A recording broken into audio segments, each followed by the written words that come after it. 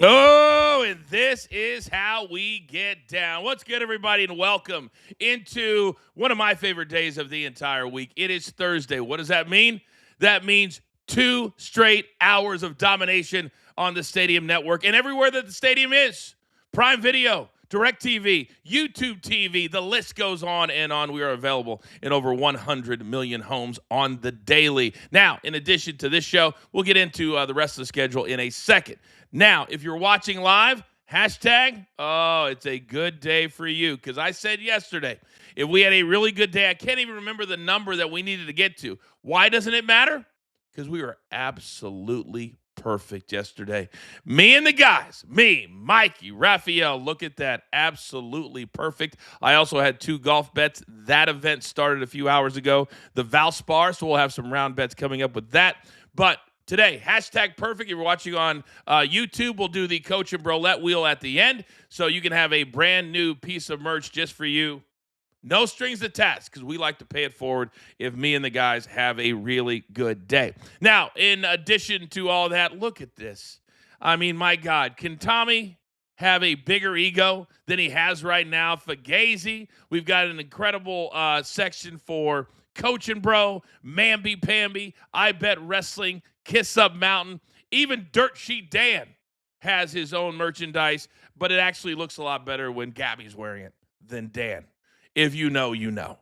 Now, this schedule, we continue to grow here at BTT Studios. 2 different YouTube channels. I encourage you to subscribe to both. We now have 3 shows coming out of our wrestling side. We have The Last Word with Big Tommy C and with Gabby. We also have the Coach and Bro Show live today at 11 a.m. Eastern Time. And then the 2 Count, our brand new show, episode 1, Tuesdays, 11:30 a.m. Eastern Time with me and JD from New York.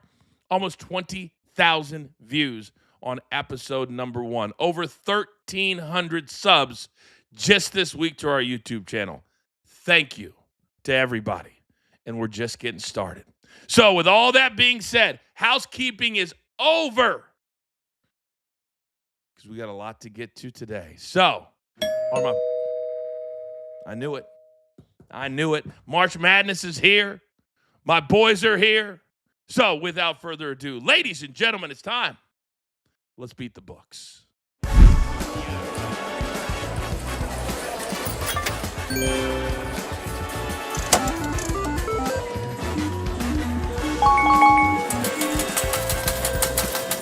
Oh, and look at this motley crew today.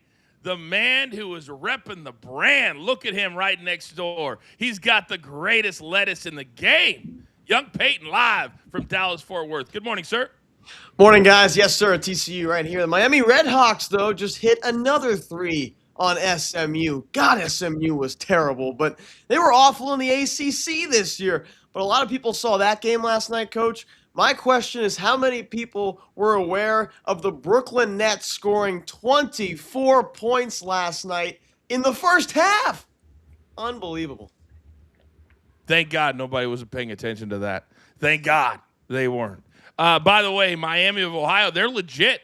And there is some drama going on with the SMU basketball team. We'll talk about it. You YouTube viewers, at our first commercial break, there's a little bit of going on there. I will explain. All right, next. He's our numbers guy for a reason. We've used a lot of his content this week. He never stops grinding for his brand or for ours. Say good morning to Raphael Esparza. Good morning, Raphael. Good morning, Coach. Good morning, family. And what a game that was. But the public was all over SMU. It even went to an 8 at one time. Some big money came in on the Mustangs. I guess they don't watch ACC basketball, because I don't understand why that money came in. And at least they don't pay attention to the injury report either that was lied about. And finally, he's our guy from the Midwest, live from Memphis, Tennessee, the host of Weekday Wagers. DG, good morning. Born and raised in the South. Good morning, Coach. We are very southern here at Memphis. It's too hot to not be in the South, but this is a beautiful day. This is Christmas morning for so many hoop heads out there for sure. So are you saying that you don't live in the Midwest? That was like a great intro. No. You think Not even Memphis close. is in the South? 100%. Oh, very interesting. Thank God school's over. I was never very good at geography anyway. All right, gentlemen, as you know, we stepped up yesterday. Everybody came through 5-0 with 2 pending over the weekend. So there's a lot of pressure on your shoulders. There's also 16 games that in about 15 minutes, we'll get into them in a lot of different ways. But right here and right now, I have one very wow. His team is kicking off the tournament, and all of a sudden, he's raising his hand completely outside of the box. All right, young Peyton, best bets. Start us off. Siena money line, baby. I'm just kidding. We're taking the Texas Longhorns at +2.5, all because Richie Saunders is out for BYU. Without Saunders, BYU has no pure shooting. Yeah, AJ DeBon's the best player in the country, but I actually have the Longhorns winning this game because of their supporting cast, which I think is a lot better than BYU's. Texas's go-to scorers, Jordan Pope, Dalen Swain went a combined 4 for 17 against NC State, and Texas still won because of the huge shots from Traymon Mark down the stretch. Chendall Weaver played his tail off. I love Texas in this game. I think they win it, and the 11 seed moves on. I also like the Tar Heels by 2.5 over VCU. The VCU Rams have played 2 ranked teams this year, NC State when they were number 25 and St. Louis who was 18. Neither of those games were close. They lost by 13 and 14. Meanwhile, you got the Tar Heels who were 12 and 6 in the ACC this year with wins over Duke, Virginia, and Louisville. I think this line is disrespectful to the Tar Heels. I think they win by double digits. For people who don't want to lay the 2.5, I haven't looked at the money line number. I assume it's somewhere around 135, 140. Would you like that? Would you play that? For sure, definitely for sure. I was trying to look and see what it was right now, but yeah, I definitely would. To avoid the madness too, you know, in That's case what I'm saying. in case they hit a shot down the stretch. But your boy next to you just shook his head no. Raph, why don't you like that? Because this is one of those ones that we could see an upset. North Carolina has not played well in a tournament as of late. They're still missing their leading scorer. So I would say pump the brakes. Why would you lay -145 on a money line? Just take the point spread. Yeah, I would even buy the half a point, then take the money line. DG, you're giving me a fist pound? Yeah, Coach, you might see one of my picks go head-to-head with a little showdown with Peyton on that one because I like VCU. I'm on the points. I also think they actually win this game. Please, the floor is yours. Let's go with a game that everybody loves, and that is VCU. But let me tell you about a story about Phil Martelli Jr., the son of Phil Martelli, who is the great coach from St. Joe's back in the day. He had Jameer Nelson back in 03, 04, taking those Hawks straight to the Elite Eight. I like a guy who's got some pedigree within his blood. Plus, this VCU team is hot, 16-1 over the last 17 games. They're going to just finish off those Tar Heels from North Carolina. I have them at VCU at +2.5 at -108. I do like them on the money line, but I like my other game as well. USF +4.5. It's at -110. They're entering the game hot as well, 11-game win streak, and they're actually going up and down the floor a lot faster. But if you look at Louisville, they're actually without their best player, Mikael Brown. That team slows down in pace, but I think they're going to get the itch to run when they run with USF tonight. They're probably going to lose, but I like the 4.5 here at -110. Man, there's so many numbers that look so inviting, DG, don't they? And there's so many injuries, too, that I think a lot of people are in the stance of they don't watch a lot of college basketball during the season, but they're super into March Madness. How dangerous is it right now when you're handicapping that there are certain players that are out? Like last night, SMU, if people didn't know, their second-best player was hurt, and they basically lied. Did you see that in a lot of your handicapping? I did, and the biggest thing I see is besides the biggest injury news, it's also like how do these teams play non-conference? Because when we see all these conference games, these teams know each other like the back of their hand, and so how do they play? How does their style fit into the tournament? A one-game scenario at this point, that's what I look for. But the injury news is the biggest for sure. Yeah, I agree with that. All right, Peyton, DG, great job. All right, Raphael, my guy, 2 big plays today. Go.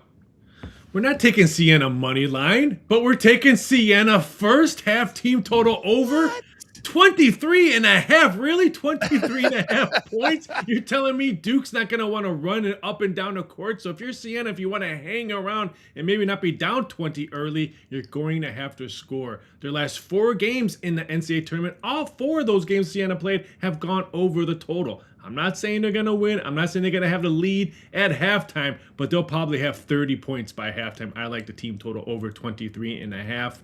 And then give me Houston team total under 81 and a half. This one moved from 79 and a half last night. I woke up to 81 and a half. Don't people know that the first round games last 3 years, 65% of them have gone under the total? And we're talking about Houston, who's only hit 80 plus points in their last 10 games twice. I think this game goes under because Houston will control the tempo. They'll play a half-court game.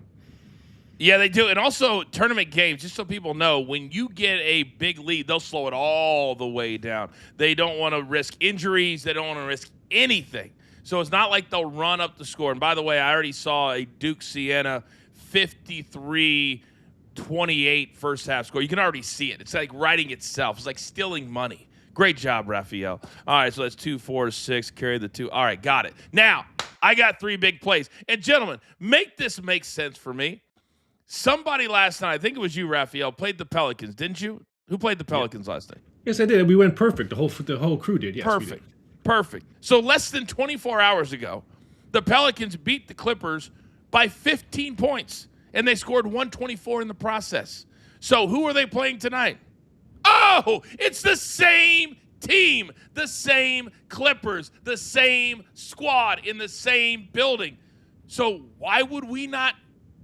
Jay Uso me, Raph. Jay Uso me. Run it back, baby. Run it back. But we're going to money line. I don't want to mess with the -1.5. So I'm going to take the money line on the Pelicans. They have won 4 of their last 5. They're playing good at the end of the season. They're one of those bad teams that wants to get a jump on next season, and they're doing that right now. And I just think the Clippers are a little bit overrated, and it showed last night. Then at the Valspar, and as you guys know, there may not be a person walking God's green earth that combines more sports together and called the players last week for the PGA Tour. So they're going right down I-95 to I-4, the 4th leg of the Florida Swing, and I believe it's going to be a really fun tournament. These are round 1 matchups today afternoon because they already kicked off like the morning wave 3 hours ago. So Jacob Bridgman, if you don't know this guy, get to know him. He won the Genesis. He is a top, I believe, 8 player right now in the race for the FedEx Cup. Didn't play great on the weekend last week, but every single week he does, and he gets off to really good starts. Jordan Spieth, really struggling right now. He is inside the top 40, but for him, that's not the top 10. And last week, he really struggled over the weekend, so I like Bridgman -127. Then also, Rio Hitsasune. Many of you probably have no clue who this guy is, but best believe he's one of those guys. He's in the top 20. He has one really good round, and it's normally the first round. So we like him -121 over Taylor Pendrith, the Canadian. He has not played good golf at all. The only reason this isn't -130, -140 is because nobody knows who this guy is. But I promise you, he will play great today. So 2, 4, 6, 9. Is 7 and 2 fair for a merch giveaway? 7 and 2? Is that asking too much? 6 and 3? You have to factor in that we do have a guaranteed loss in one of them because. Oh, that's a good point, Peyton. Yeah, you're lost for sure. So we've got 8 potential check marks. All right, 6 and 2. 6 and 2, and we do a merch giveaway tomorrow. We're doing one today. #perfect if you want to get your name on the Coach and Brolette wheel at the end of the show. All right, we're just getting started. Coming up next, we dive in to March Madness. Who are our Final 4 teams? Upset special. Games we're looking forward to watching. This is Coach and Company, live on a Thursday, right here on Stadium.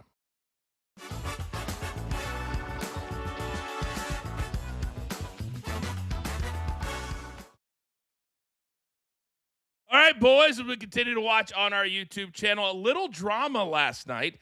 Mr. Enfield, who's the head coach for SMU, he was at USC for a long time. He had to answer questions. I don't have the name right in front of me, but basically his second best player, who the committee actually admitted that his injury played a factor in them getting in. Remember, this was a play-in game, and basically did nothing last night. And DG, he said afterwards, I didn't lie about his injury, but that's what got them in over another team. Fishy to you?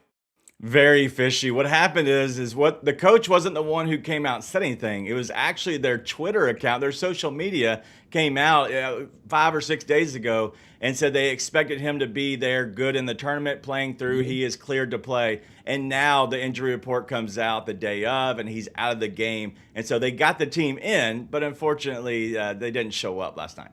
Yeah, because Miami did. But these are the type of things, Raph, when you're talking about betting that absolutely matter, not just to get in the tournament, that matter for the games. And they've got to take this very seriously.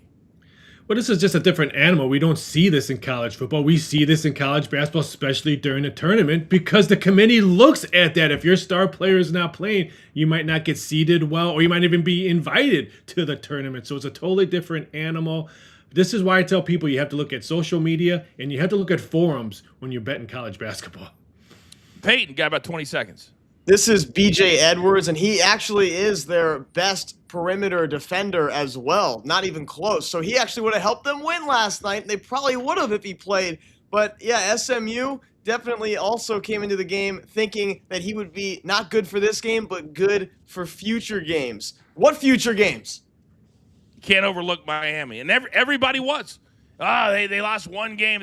They played really good basketball last night. They looked like the better team. By the way, you mentioned football. Remember Florida State a couple years ago? They lose their quarterback. They were perfect, and they did not get into the playoffs. And then they just refused to play anywhere else. Oh, no, they got beat by 60 by Georgia. That's right. We're back live in 5 seconds.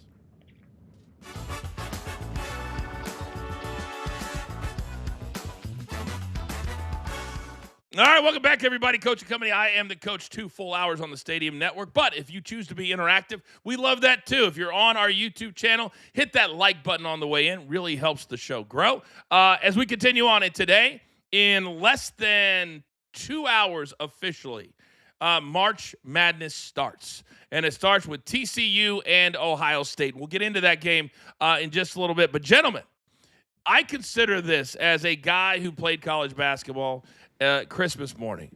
And there has been, on my senior year, Peyton, I went to Vegas with my boys on my senior spring break just to be able to bet the tournament. And it was amazing to be at Caesar's Palace with 300 of your closest friends living and dying on an 18.5-point spread. So here's what we're going to do. I want to start with our final 4 teams. I've got my bracket right here. Final 4 teams and a brief explanation. Peyton, let's start with you. Go. St. John's comes out of the East. Dylan Mitchell, most athletic player in the country. They got 5 guys who can really defend, and all of them can shoot. They're clicking at the right time. And they got Rick Pitino. They come out of the East. Arizona comes out of the West. I don't see anyone beating Arizona, and I think we'll see Purdue, Arizona in the Elite 8, and Purdue has 1 guard in Braden Smith when Arizona's got 2 of them, Braden Burries and Jaden Bradley. Koa Pete and Trey Coffin-Wren will be a good matchup too, but I got Arizona out of the West. And I got Illinois out of the South, the size of the Illinois team to go along with Stojakovic, Keaton Wagler. They can beat Florida if the Gators can even get past Vanderbilt. They didn't last week. And then in the Midwest, I got Michigan. I'm glad they got their loss out of the way last week. So right now, I think out of all the other number 1 seeds, I think Michigan has the easiest path to the Final Four. Wow. My man prepares. My man prepares. All right. So really quick, recap your 4. Just say them out loud. Michigan, Midwest, Illinois out of the South, Arizona, West, and St. John's out of the East. All right, I got them right. I was missing the St. John's. All right, Raphael, coming to you, big dog. Who do you like in your Final 4? Too bad Northern Iowa beats St. John's in their first game. So sorry about that, Peyton. But in the East, I have UConn. I think the speed. And I think their losses early are going to help them in the tournament, even though I know they're against the spread record. Stinks right now. But I am going to take Vandy in the South. That's right, Vanderbilt in the South. I don't care what Florida's in there. Give me Vanderbilt. And then Arizona in the West. I'll tell you right now, they're cutting down the nets. They're my team to beat in the tournament. And then I got Michigan in the Midwest. All right, very good. So we're going to have a little intersecting here in a second, I have a feeling, which is exactly how we like it. All right, DG, my guy, who do you got? Let's go with the best team in the country, boys. We're coming out of the East, and that is the Duke Blue Devils. I get it. They're without 2 starters, but they're getting them back as they go through the tournament. They're going to be okay there in the stacked East. But I'm going to go down to the South, and I like Houston to come out of there because playing them on a one-off game, their defense is legit. Kelvin Sampson has that team playing well. But the 2 teams, we're going to go with the Midwest and Michigan. They have an easy cakewalk to the Final Four. But the other team, Arizona, they have probably the easiest cakewalk out there in the West. So I like both those 2 teams to have a good walk all the way to the Final Four. Did you need something, Raphael? Nope. Oh, I thought you put your hand up. I just thought out of the corner of my eyes, like, wow, he's disagreeing already. Well, Duke, yeah. Duke's the first number 1 team to lose. I agree with that. I have UConn as my Final Four team coming out of this, and I know that they are, DG, getting the starters back. But I think if you come back in Game 2 or the Sweet 16, you're going to have that rust when the lights are the brightest. And I don't know how they're going to handle that. So I'll take UConn, who has handled the bright lights the last couple of years. Then I like Houston. I agree with you, DG. I think in the tournament, when you're playing like random teams that you would normally never see in the regular season, it's really hard to get ready for that team. So I think Houston gets back. Can Kelvin Sampson finally win one? That's the big question. He's getting up there. I mean, he was my guy 30 years ago at Oklahoma. So he's been around for a minute. And then I also agree, Arizona and Michigan. Michigan, you used the right description, DG. This is a cakewalk. Iowa State's your number 2 seed in that regional? What are we doing? What are we doing? All right, gentlemen. And this is where, Raphael, you and I are going to have a little issue. Our upset of the day.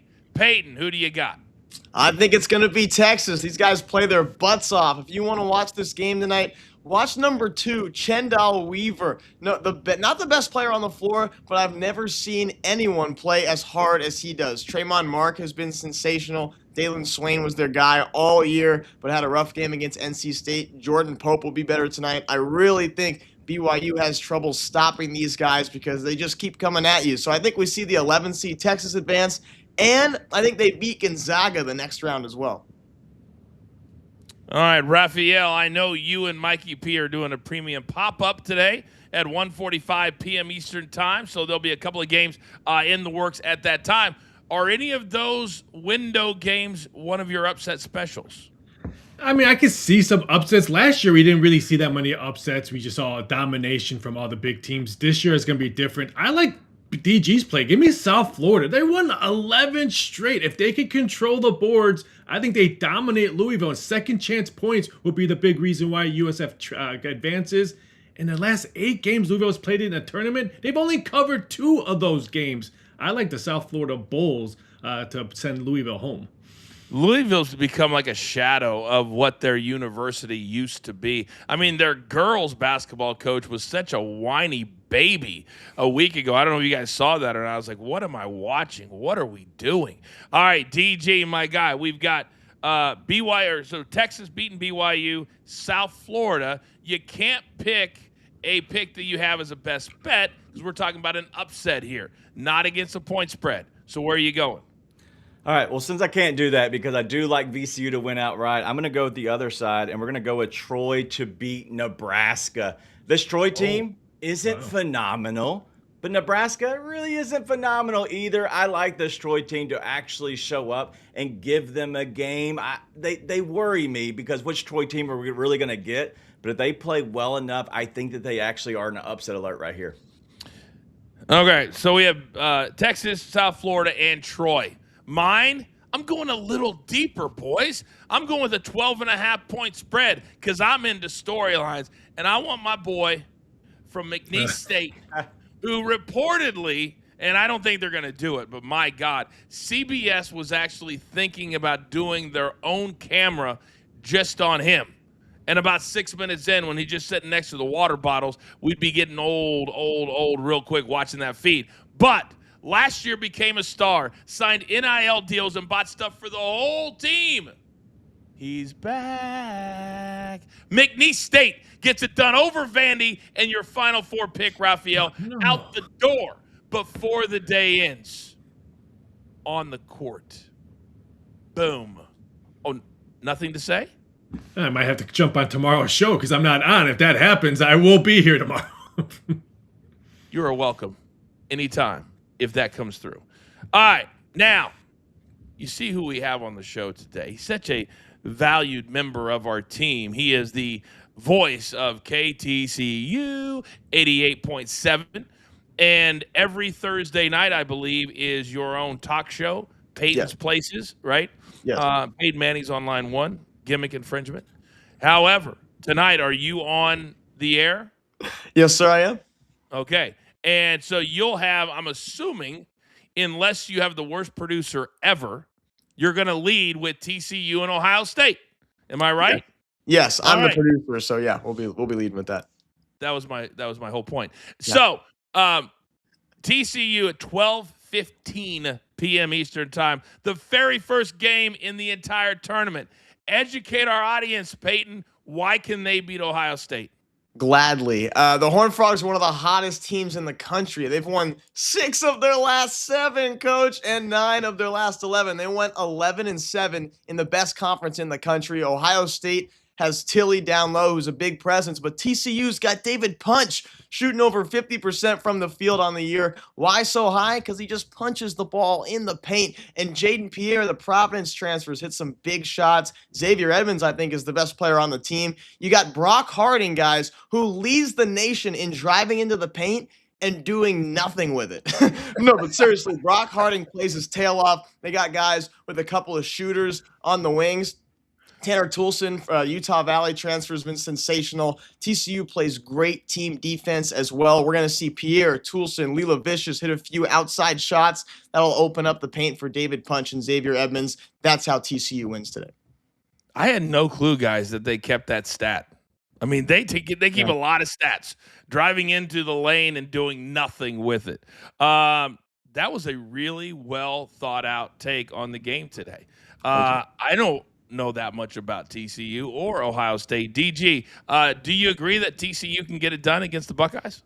I think this is one of the biggest toss-up games of the entire day because TCU has shown that they can play ball at a high level, but also Ohio State. Because of those two, I think they match up really well. I think this is going to be one of the best games of the day, and that's probably why we're getting the leadoff spot here, the curtain jerker, if you will.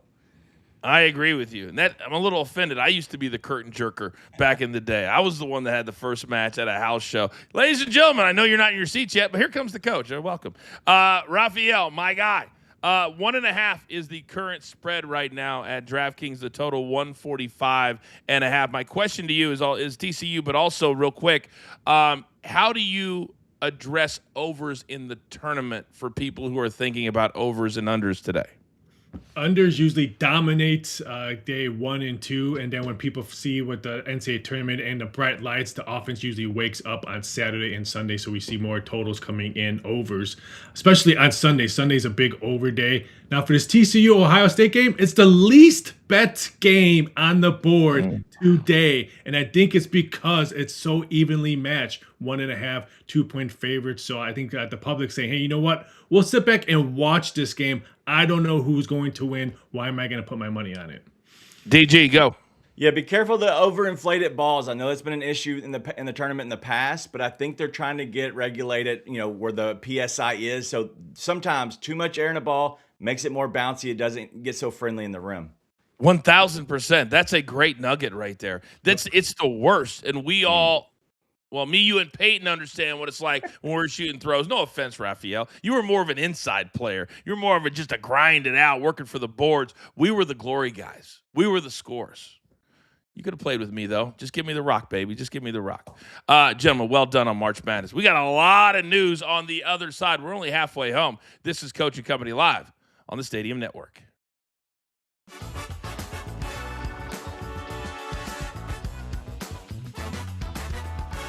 All right, we continue during the break here on our YouTube channel. And gentlemen, there's a big difference between Final Four upsets and actually games that we're looking forward to watching tonight. Peyton, if we go into that category, what's the one game outside of yours, of course, that you go, man, I can't wait to watch that? Wisconsin High Point. Wisconsin's had a great year this year. Nick Boyd, really fun to watch. But I've heard a lot about this guy, Chase Johnston from High Point, who is over 400 career threes made. He's 64 of 132 from three on the year. From inside the arc, he's 0 for 4 on the year. He is the three-point specialist. I'm excited to watch this guy play tonight. Is he actually allowed to take a layup? Like, does he have to pass it out? DG, what game are you looking forward to? That was going to be my game. I do love that High Point Wisconsin game. I'm going to go to the game I do enjoy because I do have a play on it. But I think this USF game against Louisville, because I'm curious the tempos. Does Louisville try to slow it down now they're without Mikel Brown, or do they keep this thing sped up? And at that point, USF, this should be a fun game depending on whichever way it plays out. I agree. Raphael, what about you? You know, I always love to fade the SEC whenever I get a chance. That's why I like the Gales of St. Mary's to beat Texas A&M today. The Gales have been cashing machines all season long, going 20-11 against the spread. Their type of play is going to bother the Aggies today. You guys, by the way, 7:35 start. You guys completely missed the game of the day. I thought one of these three guys will be looking at this game today, and you all three just punted on it. The over is 169.5. They have Kareem Abdul-Jabbar. He is a guy, the greatest passing big man maybe in the last 25 years. St. Louis and Georgia. Are we kidding me? That's the 8-9 game? A total of 170? We could see 90-90 today. And if you haven't seen this dude play, he can't jump more than this, maybe less than this. But he always ends up with, 22 and 17 somehow, and he pump fakes somebody. It's kind of how I used to play, is just foul everybody out. I can't wait to watch this today. I really can't. All right, gentlemen, plenty more to get to. We're back live in 5 seconds.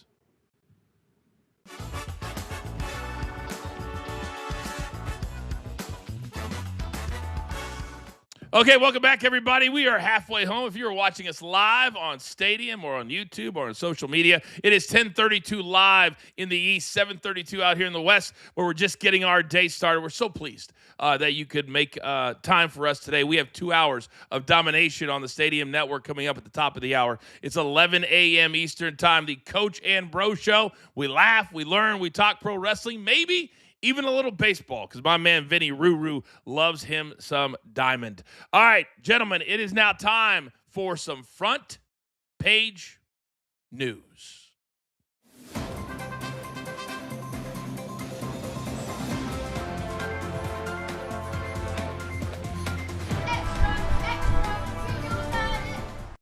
All right, we are very NBA heavy today, guys. And as we get closer and closer to the NBA playoffs, I think there's a lot of uncertainty surrounding a lot of things. And then the breaking news came out this morning, and this one potentially devastating for the team, but also you worry when you hear the term collapsed lung. Peyton, let me start with you. Cade Cunningham, he's the best player on the best team in the East, and he has a collapsed lung. He's out indefinitely. How big of a deal for the Pistons and the NBA is this? It's got to be the biggest deal for anybody on any given team. He's the Pistons' identity. And yeah, you see collapsed lung and you're really concerned about that, but you're also concerned about the word next to it, out indefinitely. How long does that mean? We have no idea, but Cade Cunningham being out indefinitely for Detroit is the biggest deal in the NBA right now. DG, I don't know if there are levels of severity when you're talking about a collapsed lung, but I do know this. It sounds awful. Yeah, there's definitely severity levels, and that's why we're seeing the indefinitely label. And so I would say just be careful of that one, because depending on when they run their full test and when everything comes out and how he responds to treatment, that's what we'll see. But we saw this just a few years ago with C.J. McCollum back in 2021 and 2023. He was out for 6 weeks at one time, but also the other time was 3.5 weeks. When I look at this is more of a 3 to 6 week deal. We're going to get close to the playoffs, but I think he'll be healthy back for the playoffs. So no matter what, I think they'll be back in time to make the run in the playoffs for sure. And they have a little bit of room to play with here, guys. They have a 3.5 game lead. They've played 68 games, so they have 14 left. Raphael, from a numbers perspective, are the Pistons now officially a stay away until he comes back? Oh, yes, I wouldn't touch them in the regular season. And anybody be resting players now that they have a pretty much comfortable lead making into the playoffs. I think the Celtics would be the big play pretty much all the way through the regular season. But when I collapsed my lung in high school, it took me almost a year and a half or a month and a half just to feel like myself. Because you're talking about basketball where you're running. You're not an offensive lineman where you're just blocking and maybe going 4 or 5 steps. When you're running a lot, it took me a month and a half to actually feel normal. Wow. Golly, man, that is scary to think about or to have to go through. I'm quite certain, Raphael. Thank you for sharing that. Topic number 2, and we're talking about a big star here who's not going to be a part of the playoffs, and so that's where the infighting is reportedly coming in. Peyton, Milwaukee is 6.5 games out of the play-in. They're not going to the playoffs, and the Bucks reportedly want to shut Giannis down. He's like, oh, hell no, I'm coming back and playing. The problem is that they don't really play that well right now with him or without him. Should Giannis put his pride aside and just pack it in for the rest of the season? Yes, but props to Giannis. He's a competitor. He wants to play. But hey, Giannis, I got news for you, buddy. You guys are 28-40. You're 2-8 in your last 10.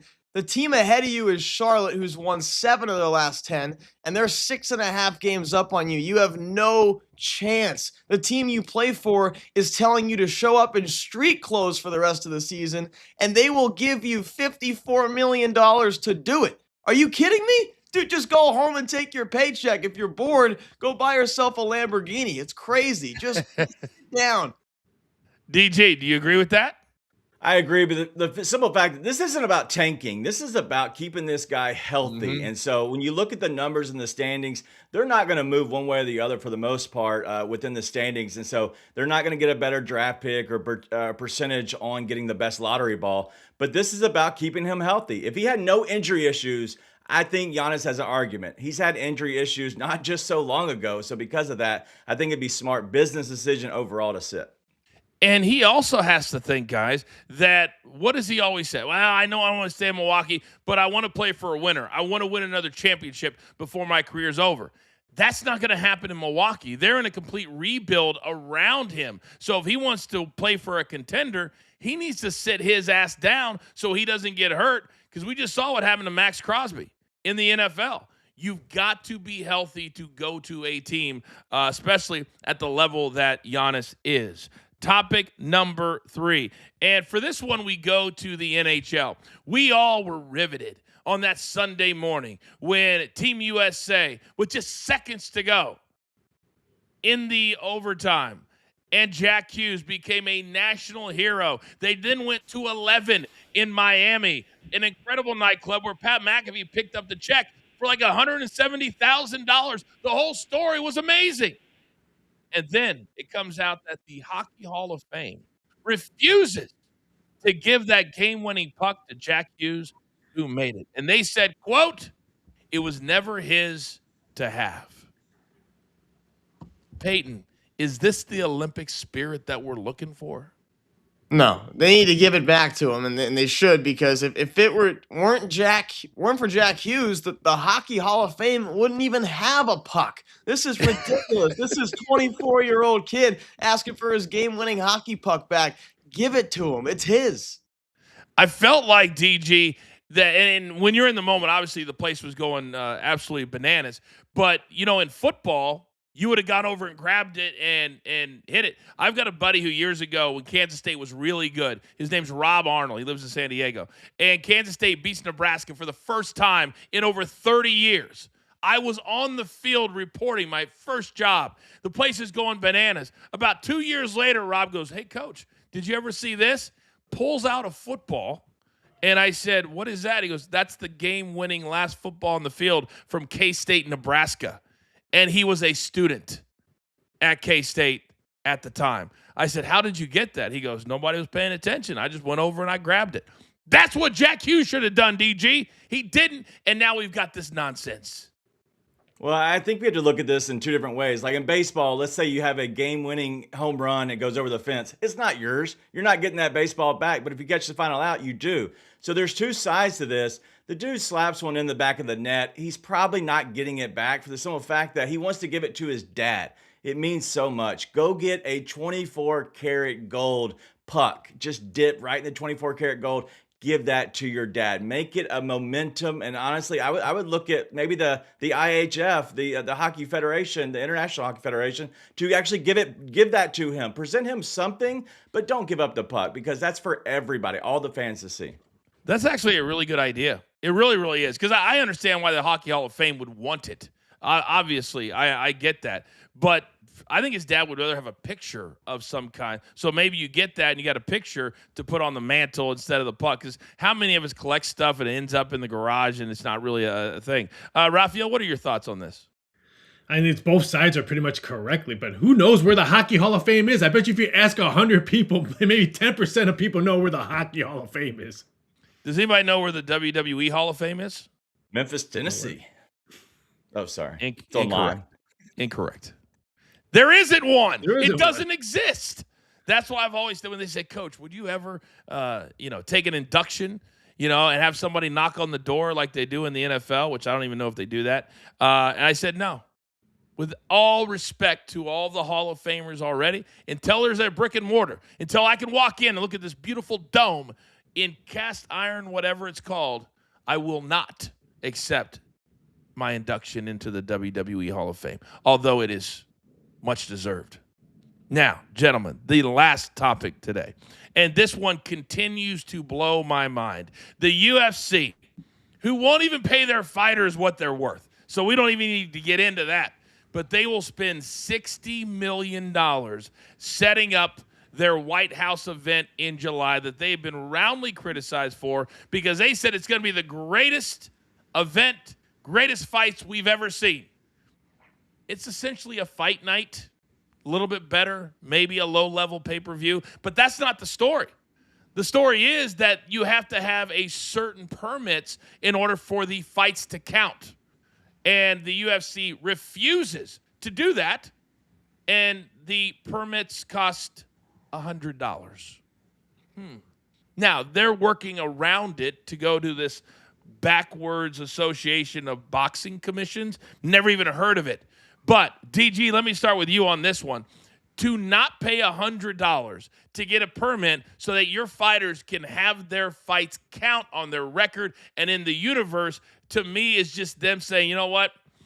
Trump's going to handle us, so we don't care about this over here. I just think it's short-sighted, stubborn, and a little bit dumb. I get procrastination. I'm a procrastinator myself. I get not filing in the right times, but this isn't it. This is stupidity, and I don't get that. Being stupid about something and not actually paying the amount to get the permit doesn't make sense. But the fact that this spectacle, the card won't be great, but this will never happen again. There's no way we're ever going to have a president allow the UFC to come in and allow them to fight on the White House lawn. So I'm interested to see it, but it's stupid when they're not filing for the permits. And I think that's what they were banking on, that they can do whatever they want, Peyton, because it's a once-in-a-lifetime. But there's always going to be people that stand up and try to be a part of the story. And that's what this is. But the UFC, slip them a hundo and call it a day. Yeah, and when are we going to ever see weigh-ins take place at the Lincoln Memorial? Then fights are going to take place on the South Lawn of the White House. Most of the seats around the ring are reserved for military members. Plus, you'll have 85,000 fans at a nearby park checking it all out, all in the celebration of our country's 250th birthday. I couldn't tell you about one single fighter, but I'm just going to watch it for the event itself. I think it'd be fun. And that's what they're banking on, because they will not pay the amount of money. And Ronda Rousey's been very critical of them, and she's actually right. I'm not a huge fan of Ronda, but I like that she speaks her mind, and the UFC is taking it on the chin because they promised us the world, and they're giving us Nebraska. You know what I mean? All right, still to come. What a great vibe today so far. We've got NBA news coming up. LeBron James saying no to something that in 2022 he said he very much wanted. What am I talking about? I'll explain. Also, we lock it in, and we have a giveaway. It's Coach and Company live right here on Stadia.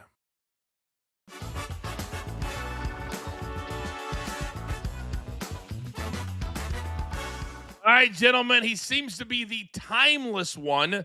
And last night, Lionel Messi did it again. 900 goals in official games in his career. Is he clearly, DG, far and away, not just the best player, but now the biggest star of all time? Yeah, I look at Messi and he is phenomenal. And even though he is, I believe he's 38, and at this point, he's still playing at a high level. But he did this scoring 900 goals, just roughly 100 fewer games than Ronaldo did. And so I look at this being an opportunity where the MLS has, honestly got a guy who's been awesome. He's still really good. He is still going to be good for a long time. He might be the greatest soccer player ever, maybe. We also know, Peyton, that because of Messi, other international stars have said, you know what, it's not below me to go to the MLS. And now we're starting to see one face after another. We're not close, but Messi, I think his stardom is showing on the field, but also off.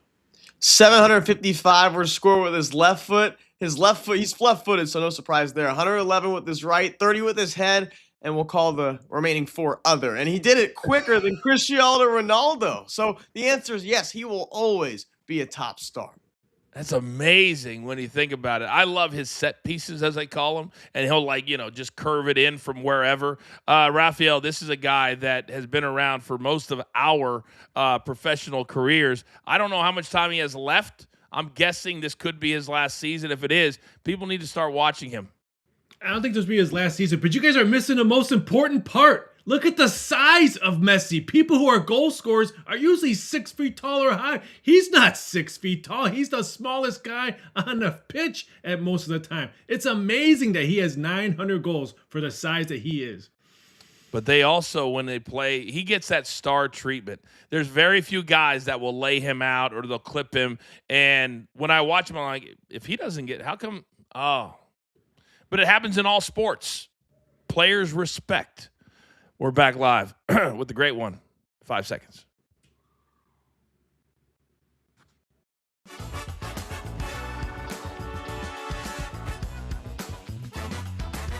All right, welcome back, everybody. It is Coach and Company, and it's time for a little, I don't know, I feel like a transition. How about the NBA Showcase?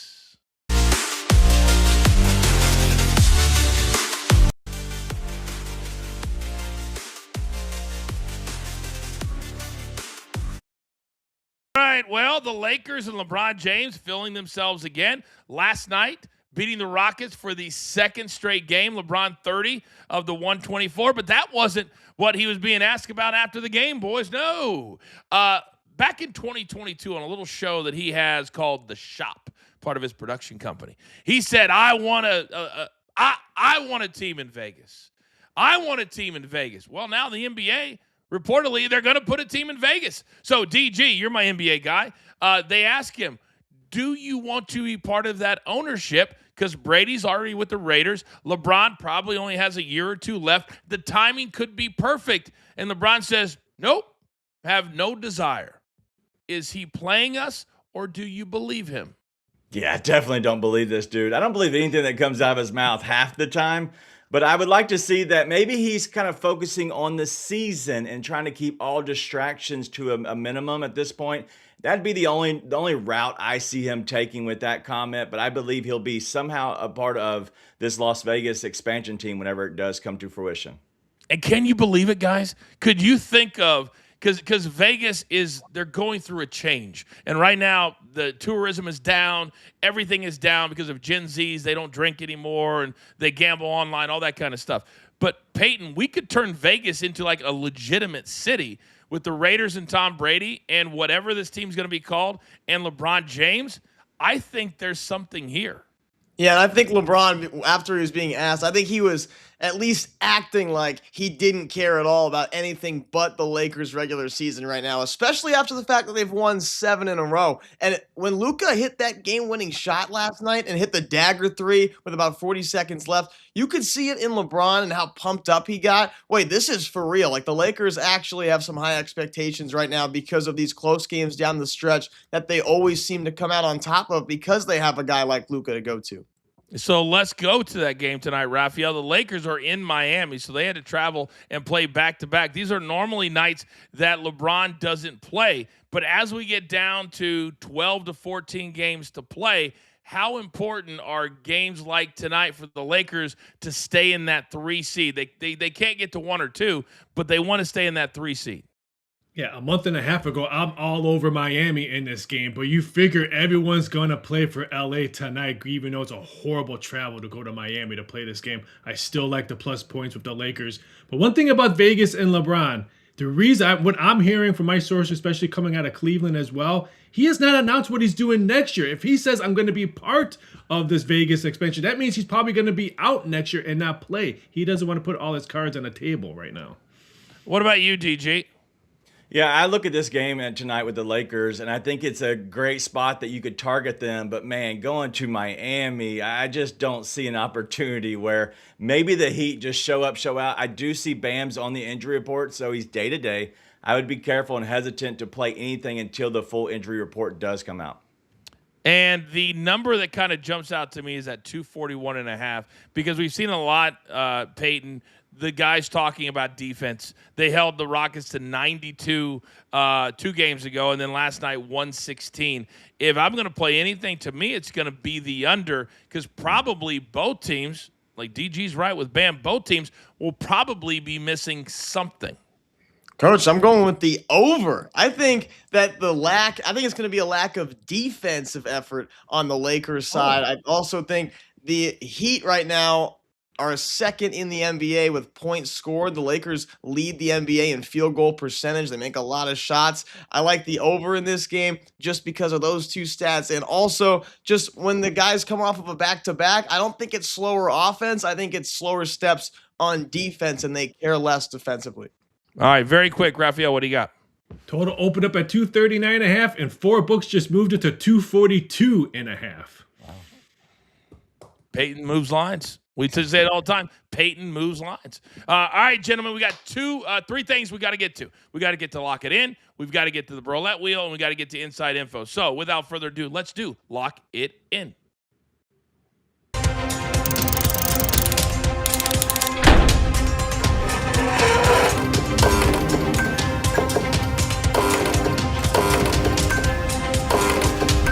All right, very quickly, 10 seconds left, 1 or 2 nuggets. Raphael, start me off.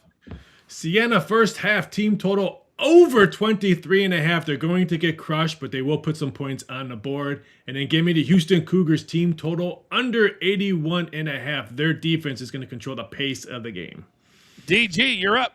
South Florida plus 4.5 at minus 110. I like them. They're the hotter team. Plus, they're going against a team without their best player in Louisville. And they're going to go with VCU plus 2.5 at minus 108. Phil Martelli Jr. is a really good coach. He's going to outcoach Hubert Davis. Yeah, he's not good. Feels like Matt Doherty all over again. Young Peyton, go. The night games, we're taking Texas Longhorns plus 2.5 against BYU. I actually think the 11 seed Texas advances over the Cougars tonight, and the Tar Heels to cover the 2.5 spread over VCU. Let's go. All right. Pelicans, money line. They beat the Clippers by 15 last night, and they're running it back again tonight. Then 2 round 1 matchups for the Valspar this afternoon. Bridgman over Spieth, minus 127. Love Bridgman. And Hitsasune, one of the great Asian players on tour now, minus 121 over a really good Canadian, Taylor Pendrith. If we go 6-2 tomorrow, because we have head up against one of them, we will have another Coach and Roulette Wheel giveaway tomorrow as well. Real quickly, though, Raphael, if you could, make me a little bit smarter. We're jumping with Peyton today. We're going to ride with Peyton, and we're going with the BYU Cougars have lost 6 out of their last 8 NCAA tournament games against the spread. They're 1-7 against the spread in tournament games. Wow, 6 out of 8. All right, we've got one thing left to do. So, producer man, if you don't mind, I need to see the abbreviated version of the Coach and Roulette Wheel that we use here on Coach and Company. If you guys were paying attention throughout the show, because we like to reward our live viewers, #perfect got you on the wheel. And I'm hoping that we're not frozen right now. If we are, well, Whoa, not only are we not frozen, we've got the bigger. There it is. All right, producer man, without further ado, spin that wheel. Go! Go, go, go, go, go, go, go. All right, here we go. Here we go. Do not let it be Big Cheesy. Don't let it be DG's boy. No Big Cheesy. All right, who's going to win today? Brand new merch store. Oh, Thanos Baines, congratulations. All right, here's what you need to do. Well, you better be watching live because that's the only way you win. Email our producer. Tell him you get any T-shirt that you want. He'll mail them back. We'll get it right out to you. All I ask, because a lot of you are not doing this, just send us a picture to that same email, and then we'll throw you up on the show. It's as simple as that. We give away, and they're not sending us back pictures, boys. Is that selfish? Is that selfish? Yes. I think it's very selfish. All right, gentlemen, well done today. On a scale of 1 to 10, DG, how much do you look forward to March Madness? Oh, 11 out of 10 for sure. Me too. Peyton? 11, baby. Fort Dixon. Let's go. Let's Wow. go. Shirt here, baby. Look at that. Look at that Jamie Dixon. Oh, geez. Raphael, what about you? It's the best time of season. I don't care about Super Bowl or college football playoffs. March Madness is king. Boom and boom. Peyton, tonight, KTCU, what time is Peyton's place? 8 to 10. Let's go. The night Let's show. go. All right. And weekday wagers today, yes, DG? Yes, sir. We'll be doing all breakdown of the March Madness. Plus, we'll sprinkle in some Survivor from last night. By the way, Zach Brown Band on the show last night. Amazing. I'm about halfway through the episode. Zach Brown Band, a gigantic. Don't get me started. We may do a reality show at some point. We might, because I love it. Producer man, give me that one shot. We're only halfway home, ladies and gentlemen, here on the Stadium Network, because coming up in a matter of 3 minutes, we have the Coach and Bro Show live. All of the biggest stories in pro wrestling. But right here, right now, there's only one thing left to do. And I believe you all know what that is. You've got your marching orders. Let's take all of these tickets straight to the pay window. For my entire team, love them all. Young Peyton, Raphael, DG, Mikey P, and producer man behind the scenes, always making the show look like $1 million.